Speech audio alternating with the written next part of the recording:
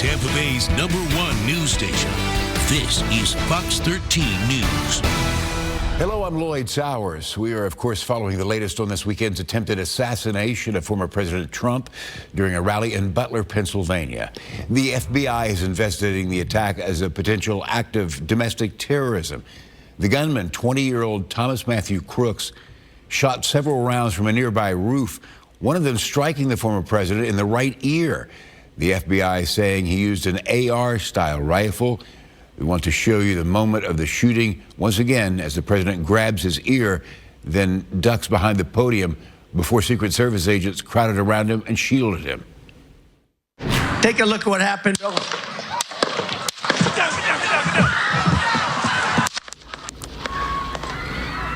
Now, the gunman was shot and killed. Former President Trump was escorted to the armored SUV by Secret Service agents.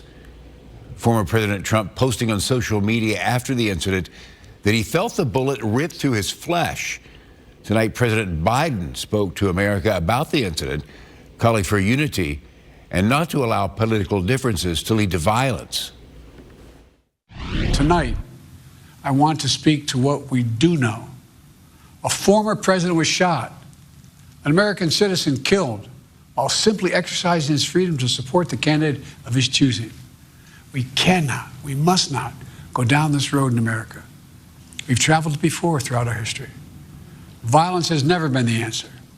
Whether it's with members of Congress of both parties being targeted and shot, or a violent mob attacking the Capitol on January 6th, or a brutal attack on the spouse of former Speaker of the House, Nancy Pelosi, or information and intimidation on election officials, or the kidnapping plot against the sitting governor, or an attempted assassination on Donald Trump. There is no place in America for this kind of violence, or for any violence ever. Period. No exceptions. We can't allow this violence to be normalized.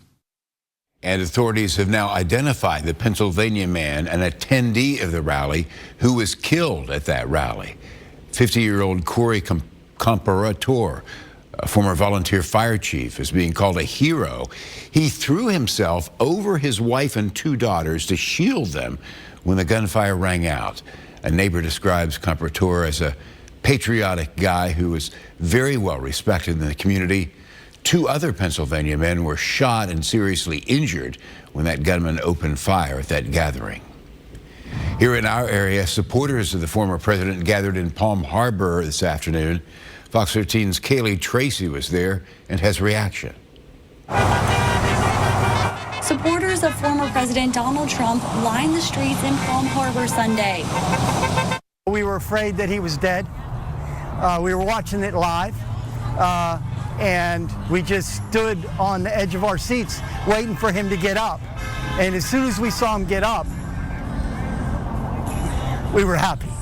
Many say they were in disbelief when they heard the news Saturday.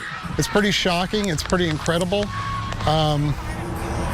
Yeah, it's sad to see. I'm glad Trump's alive. I was actually an undecided voter. I did vote for Trump in the last 2 times. This time I was thinking about going a different route. It was between him and Kennedy. But last night really solidified for me 100% I'm voting for Trump. The group America First Patriots has held rallies for the former president since 2019 and says Sundays was already planned. But more people and more groups like Pinellas Patriots for Trump joined. So everybody that I've talked to and all that's really, really hurt by this, really hurt. Because, you know, he's our family, he's our president.